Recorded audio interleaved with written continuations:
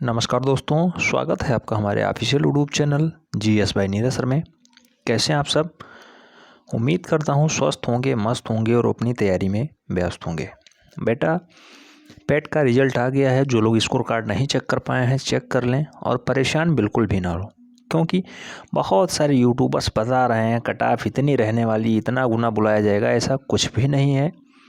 आप लोग परेशान बिल्कुल भी ना हो। जिनके हाईएस्ट परसेंटाइल गए हैं वो लोग CCC का सर्टिफिकेट ही नहीं लिए हैं। कोर्स ऑन कंप्यूटर कॉन्सेप्ट का कोई सर्टिफिकेट ही उनके पास नहीं है। और लेखपाल की लगभग 8000 प्लस वैकेंसी आएगी। आप सब जानते हैं कि लेखपाल की बहुत दिनों बाद भर्ती आने वाली है और लेखपाल बम्पर पदों पे भर्ती खाली भी है उत्तर प्रदेश में। आप अपने आस पड़ोस में देखते होंगे, आपके मौजे में एक लेखपाल होगा तो उसके पास 4 से 5 मौजों का कार्यभार रहता है। तो इस भारी भरकम जो है दूरी को, लेखपाल की भर्ती को कंप्लीट करने के लिए, दूर करने के लिए, निस्तारण करने के लिए सरकार भी चाहती है कि 100% ये भर्ती कंप्लीट हो जाए। और जो आज के समय में जो है अतिरिक्त कार्य देख रहे हैं लेखपाल लोग, उनको भी छुट्टी मिल जाए और कुछ लोग ऐसे हैं जिन्हें रोजगार भी मिल जाए। तो पेट इसीलिए कराया गया था, प्राइमरी एलिजिबिलिटी टेस्ट, कि फाइनली कुछ दिनों के लिए थोड़ा टाइम हो जाए और साथ ही साथ कुछ बंदे ऐसे हैं जो थोड़ा ज़्यादा अनभिज्ञता के चक्कर में चल रहे हैं, वो लोग भी थोड़ा दूर हो जाएं।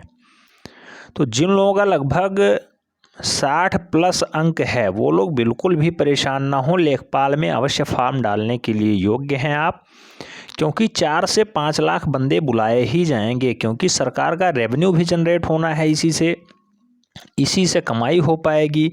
और जो ये 4 से 5 लाख बंदे अप्लाई करेंगे तब जाके इसमें कहीं 1.5 से 2 लाख बंदे ऐसे होंगे जिनके पास CCC का सर्टिफिकेट होगा और वो लोग लेखपाल के लिए काफ़ी दिनों से मेहनत कर रहे होंगे।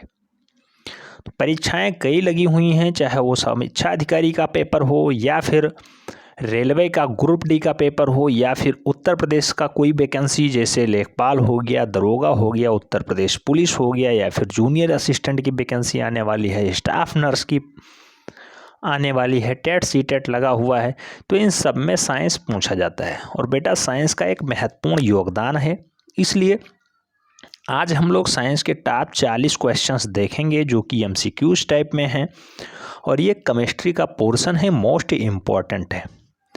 दैनिक जीवन की कुछ ऐसे अनुप्रयोग जो बार बार परीक्षा में पूछे जाते हैं, उन्हीं की तैयारी हम लोग करेंगे। ये सब प्रीवियस ईयर के क्वेश्चंस हैं, लगभग 40 क्वेश्चंस हैं, इन्हें देखेंगे। तो अगर चैनल के साथ पहली बार जुड़ रहे हैं, चैनल को निश्चित रूप से आप सब्सक्राइब कर लें, बेल आइकन प्रेस कर लें, नोटिफिकेशन क्योंकि आपको टाइम से ही चाहिए। आइए देर न करते हुए क्वेश्चंस की तरफ बढ़ते हैं। क्वेश्चन नंबर 1 कहा गया है, रबर के संश्लेषण में निम्न का प्रयोग किया जाता है।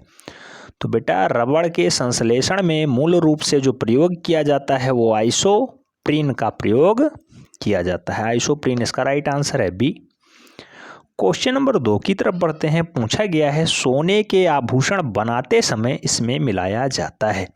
तो थोड़ी सी मजबूती लाने के लिए सोने के आभूषण में तांबा मिला दिया जाता है, जिससे सोने का जो लचीलापन है कम हो जाता है, थोड़ी कठोरता आ जाती है और मजबूती बरकरार रखती है। ठीक, राइट आंसर है ए। क्वेश्चन नंबर 3 की बात करते हैं। नायलॉन बनाने में प्रयुक्त कच्चा पदार्थ है। तो बेटा नायलॉन बनाने में जो सबसे अच्छा और कच्चा पदार्थ है वो है एडपिक अम्ल। एडपिक अम्ल राइट आंसर है बी। और आगे बढ़ते हैं क्वेश्चन नंबर 4 की तरफ। मोस्ट पॉपुलर क्वेश्चन है, मोमबत्ती का जलना।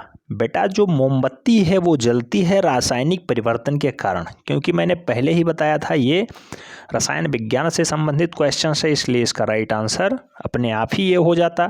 लेकिन मोमबत्ती का जलना रासायनिक परिवर्तन ही है। नेक्स्ट क्वेश्चन नंबर 5 की बात करते हैं। दीपावली आ रही है और इससे जुड़ा क्वेश्चन है क्वेश्चन नंबर 5, आतिशबाजी में हरा रंग किसकी उपस्थिति के कारण होता है।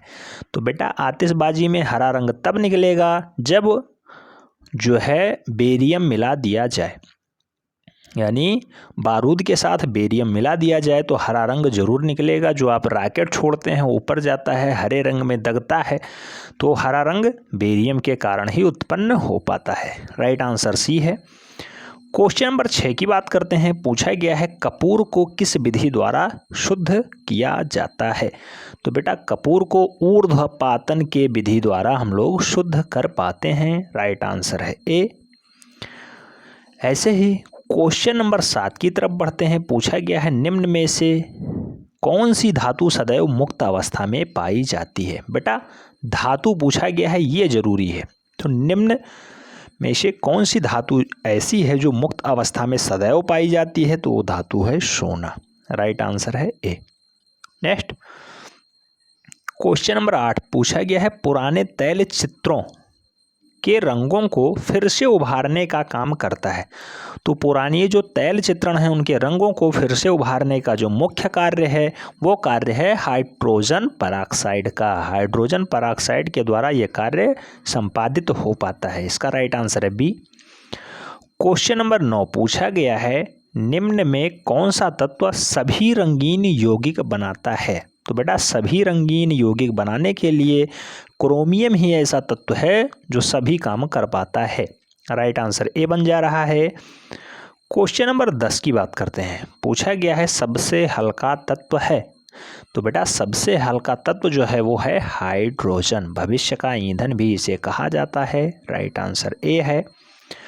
क्वेश्चन नंबर 11 की बात करते हैं। पूछा गया है सोना किस अम्ल में घुल जाता है। तो बेटा सोना जो है वो अम्लराज में घुलेगा। अम्लराज इसका राइट आंसर है सी। सोना अम्लराज में ही घुलता है। क्वेश्चन नंबर 12 पूछा गया है दिया सलाई में प्रयुक्त होता है। तो बेटा दिया सलाई में लाल फास्फोरस की उपस्थिति होती है, जिसी कारण आप जैसे ही उसे रगड़ते हैं तुरंत जल जाता है। राइट आंसर ए है। क्वेश्चन नंबर 13 की बात करते हैं। पूछा गया है युद्ध में प्रयोग की जाने वाली गैस जो ल्यूसाइड है वो किससे बनाई जाती है। तो बेटा ल्यूसाइड जो है वो एसिटिलीन गैस है, इसी से इसका निर्माण होता है। राइट आंसर सी बन रहा है। क्वेश्चन नंबर 14 की अगर बात करते हैं। पूछा गया है लार में पाया जाने वाला एंजाइम जो कि स्टार्च को ग्लूकोज में परिवर्तित करता है। तो बेटा स्टार्च को ग्लूकोज में माल्टोज ही परिवर्तित कर पाता है। उस एंजाइम का नाम है maltase. Maltase right answer A. Question number 15 की बात करते हैं। पूछा गया है पेट्रोल में विषैला मिश्रित पदार्थ है। तो बेटा पेट्रोल में जो विषैला मिश्रित पदार्थ है वो टेट्रा एथिल लेड है। Tetra ethyl lead. हालांकि बायोडीजल पे भी काम चल रहा है। अगर बायोडीजल थोड़ा प्रभावी ढंग से कार्य करने लगता है तो पेट्रोल की जो बढ़ती कीमतें हैं उस पर निजात मिल जाएगा। लेकिन पेट्रोल में जो विषैला पदार्थ है, आप सूंघते होंगे जब पेट्रोल, तो थोड़ी सी अजीब टाइप की स्मेल आती है, और अगर ढंग से सूंघ लिया जाए तो थोड़ा नशीले टाइप का हमें जो है एहसास होता है। तो टेट्रा एथिल लेड के कारण ही हो पाता है। राइट आंसर बी है। क्वेश्चन नंबर 16 पूछा गया है शुष्क धुलाई। बेटा शुष्क धुलाई यानी ड्राई क्लीनिंग में काम आता है। तो ड्राई क्लीनिंग में मूल रूप से बेंजीन का काम आता है। राइट आंसर है बी। बेंजीन के द्वारा शुष्क धुलाई यानी ड्राई क्लीनिंग हो पाती है। क्वेश्चन नंबर 17 पूछा गया है दवा बनाने में काम आता है। 4 ऑप्शंस दिए गए हैं, चारों इंपॉर्टेंट हैं, लेकिन जो दवा बनाने में काम किया जाता है वो बेंजोइक अम्ल का प्रयोग किया जाता है। बेंजोइक अम्ल राइट आंसर ए है। क्वेश्चन नंबर 18 सबसे अधिक संख्या में किस तत्व के यौगिक हैं। तो बेटा सबसे ज़्यादा मात्रा में कार्बन के यौगिक पाए जाते हैं। कार्बन राइट आंसर है सी। क्वेश्चन नंबर 19 की बात करते हैं। पूछा गया है हैबर विधि से अमोनिया के निर्माण में निम्नलिखित उत्प्रेरक प्रयोग में लाए जाते हैं। तो बेटा हैबर विधि के द्वारा लोहा का प्रयोग किया जाता है। राइट आंसर है ए। क्वेश्चन नंबर 20 की बात करते हैं। पूछा गया है नीली स्याही बनाने में प्रयोग किया जाता है। तो बेटा नीली स्याही बनाने में फेरस सल्फेट का प्रयोग किया जाएगा। राइट आंसर है बी। क्वेश्चन नंबर 21 की बात करते हैं। रेयान रेशे तैयार किए जाते हैं। तो बेटा जो रेयान के रेशे हैं वो मूल रूप से तैयार किए जाते हैं सेल्यूलोज से। राइट आंसर है ए सेल्यूलोज। क्वेश्चन नंबर 22 की बात करते हैं। नाभिक का आकार है। तो बेटा नाभिक का जो आकार है वो मूल रूप से 10 के पावर -15 मीटर है। 10 के power -15 metre. Right answer D है। क्वेश्चन नंबर 23 की बात करते हैं। पूछा गया है निम्न में अस्थायी कण है। तो बेटा निम्नलिखित जो 4 ऑप्शंस दिए गए हैं उसमें से अस्थायी कण को बताना है, और अस्थायी कण आप सब जानते हैं कि न्यूट्रॉन है। ठीक है, न्यूट्रॉन सी राइट आंसर है। क्वेश्चन नंबर 24 पूछा गया है किसी परमाणु के गुण निर्भर करते हैं। तो जो परमाणु के गुण हैं बेटा वो मूल रूप से निर्भर करते हैं इलेक्ट्रॉनों की संरचना पे। इलेक्ट्रॉनों की संरचना, इसका राइट आंसर है डी। क्वेश्चन नंबर 25 पूछा गया है किस विटामिन के जलीय विलयन का रंग गुलाबी होता है। तो बेटा वो कौन सा विटामिन है जिसका जलीय विलयन गुलाबी रंग देता है। तो गुलाबी रंग देने वाला विटामिन है B12, जिसे साइनोकोबालामिन के नाम से जानते हैं। इसमें कोबाल्ट भी अच्छी मात्रा में पाया जाता है। कोबाल्ट कई बार क्वेश्चन पूछा गया है कौन सी ऐसी विटामिन है जिसमें कोबाल्ट पाया जाता है। तो विटामिन B12, इसे साइनोकोबालामिन के नाम से जानते हैं। क्वेश्चन नंबर 26 पूछा गया सबसे हल्की धातु है। तो बेटा सबसे हल्की धातु जो है वो है लिथियम, राइट आंसर है बी। क्वेश्चन नंबर 27 की बात करते हैं। पूछा गया है वसा विलेय होते हैं। तो बेटा जो वसा है वो मूल रूप से किस में विलेय हो जाते हैं। तो कार्बन टेट्राक्लोराइड में, जो कार्बन का टेट्राक्लोराइड है या कार्बन का टेट्राक्लोरेट है उसी में वो विलय हो पाते हैं, वसा तेल। ठीक है, राइट आंसर बी है। क्वेश्चन नंबर 28 पूछा गया है एस्प्रीन बनाई जाती है। तो बेटा जो एस्प्रीन है ये मूल रूप से थैलिक अम्ल से बनाई जाती है, थैलिक अम्ल, इसका राइट आंसर है बी। क्वेश्चन नंबर 29 की बात करते हैं। पूछा गया है एस्प्रीन का रासायनिक नाम क्या है।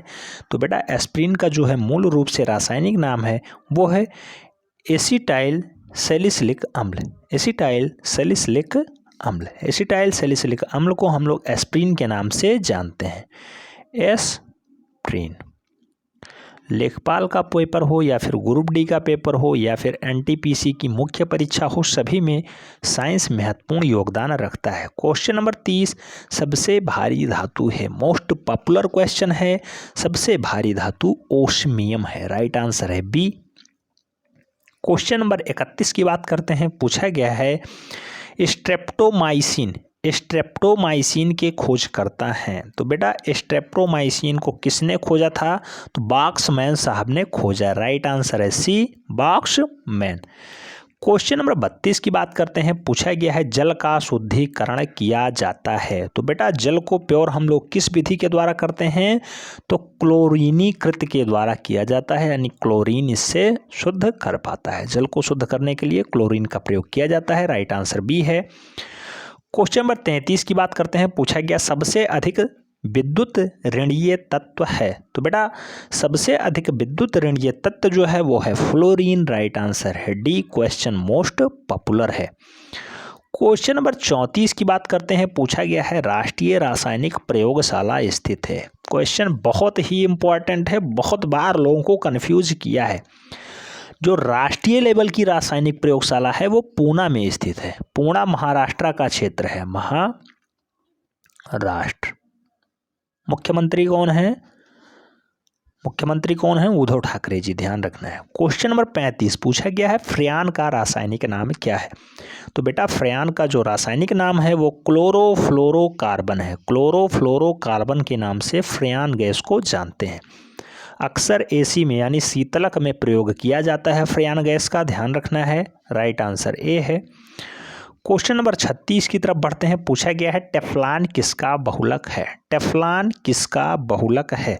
तो बेटा टेफ्लॉन जो है वो टेट्राफ्लोरोएथीन का बहुलक है, टेट्राफ्लोरोएथीन का बहुलक है। टेफ्लॉन का प्रयोग मुख्य रूप से जो बर्तन होते हैं जिन्हें हीट करना होता है उसके नीचे वाले पे आप देखते होंगे एक काले टाइप का लेप होता है, वही है टेफ्लॉन। या फिर कोई कड़ा जूता आता है, जो जूते आते हैं नीचे के सोल मुलायम होते हैं लेकिन कहीं कहीं पे कड़ा होता है, जो कड़ा वाला प्लास्टिक टाइप का पार्ट है वो है टेफ्लॉन, थोड़ा टाइट होता है। ठीक है, टेफ्लॉन टेट्राफ्लोरोएथेन के नाम से जानते हैं, ये इसी का बहुलक होता है। क्वेश्चन नंबर 37 की बात करते हैं। पूछा गया है संश्लेषित रेशा है। तो बेटा जो संश्लेषित टाइप का रेशा है उसका मुख्य उदाहरण है रेयान। रेयान जो है एक संश्लेषित रेशा है, राइट आंसर है ए। संश्लेषित धागों का निर्माण किस विधि से होता है बेटा? तो बहुलकीकरण विधि के द्वारा संश्लेषित रेशों का निर्माण किया जाता है। ठीक है, बहुलकीकृत के द्वारा। क्वेश्चन नंबर 38 पूछा गया है, मोस्ट पॉपुलर क्वेश्चन है, कांच पर लिखने के लिए किस अम्ल का प्रयोग किया जाता है? तो बेटा कांच पे लिखने के लिए हाइड्रोफ्लोरिक अम्ल का प्रयोग किया जाएगा। हाइड्रोफ्लोरिक अम्ल का जब प्रयोग कर लेंगे तो कांच पे आप आसानी से लिख सकते हैं। राइट आंसर बी है। लास्ट क्वेश्चन है क्वेश्चन नंबर 39, समुद्री जल से नमक किस विधि द्वारा तैयार किया जाता है? तो बेटा समुद्री जल से जो नमक है वो वाष्पीकरण की प्रक्रिया के द्वारा प्राप्त किया जाता है। राइट आंसर बी है। तो ये वीडियो आपको कैसी लगी कमेंट के माध्यम से ज़रूर बताएं। अगर चैनल पे पहली बार जुड़े हैं तो चैनल को निश्चित रूप से आप सब्सक्राइब कर लें, बेल आइकन प्रेस कर लें, जिससे कि नोटिफिकेशन आपको टाइम से मिले और आप चैनल का भरपूर लाभ ले सकें। मिलते हैं नेक्स्ट सेगमेंट में, तब तक के लिए जय हिंद।